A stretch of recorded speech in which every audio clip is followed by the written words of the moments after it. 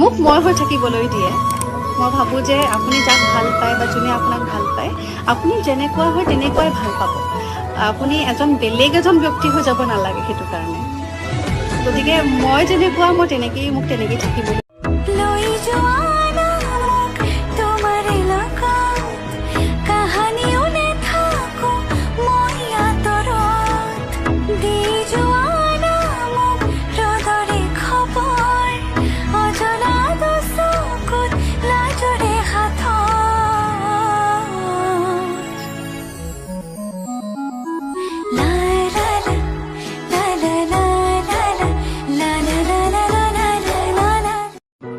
কেতিয়া বুজিবা মানুহে তোমাৰ খংটো দেখা পায়, কিন্তু খঙৰ আঁৰত লুকাই থকা মৰম ভালপোৱাখিনি কোনেও কোনোদিন বুজিবই চেষ্টা নকৰে।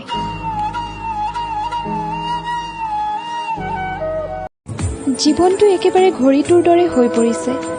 প্ৰয়োজন নহ'লে কোনেও মনত পেলাব নিবিচাৰে।